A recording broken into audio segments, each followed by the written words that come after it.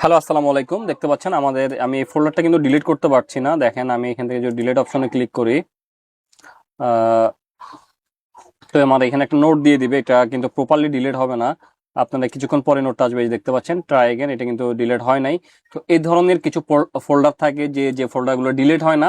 এই ফোল্ডারগুলো আমরা কিভাবে ডিলিট করব এই ভিডিওতে আমি আপনাদেরকে দেখাই দিব। তো প্রথমত হচ্ছে আমরা গুগলে চলে আসবো। এখানে আমরা এখানে সার্চ করবো হচ্ছে আনলকার। দেখতে পাচ্ছেন আনলকার লিখে আপনারা জাস্ট কিবোর্ডে এন্টার করবেন। এই যে দেখতে পাচ্ছেন আপনারা এই ওয়েবসাইটটাতে আসবেন, আইবট আনলকার। এই যে এটা আপনারা একটু ভালোভাবে দেখেন, এই ওয়েবসাইটটাতে চলে আসবেন। তো এখানে ছোট্ট একটা সফটওয়্যারের মাধ্যমে কিন্তু আমরা এটা সমাধান করতে পারি। যে ফাইলগুলো দেখা যায় আর ইয়ে হয় না, ডিলিট হয় না, ওগুলোকে আমরা ডিলিট করতে পারি। আমরা এখান থেকে ফ্রি ডাউনলোডে ক্লিক করব।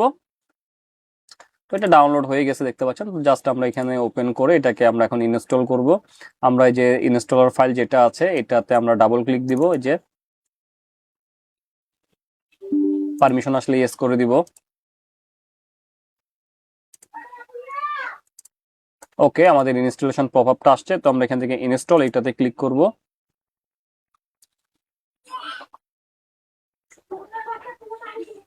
ওকে, ইনস্টল হয়ে গেছে। আমরা এখান থেকে ফিনিশ করব।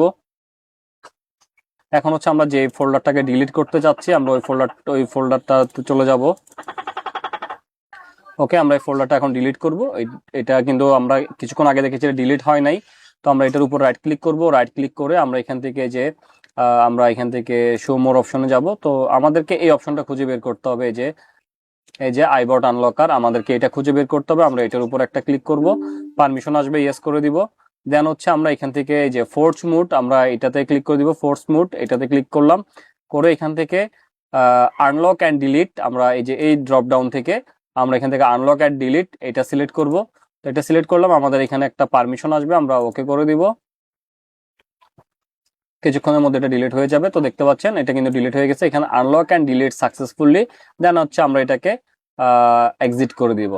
তো দেখেন আমাদের এটা কিন্তু ডিলিট হয়ে গেছে। আমরা এখন রিসাইকেল চেক করলে রিসাইকেলের মধ্যে আমরা এটা দেখতে পাবো। তো এখানে দেখতে পাচ্ছি অনেকগুলো ফাইল আসছে।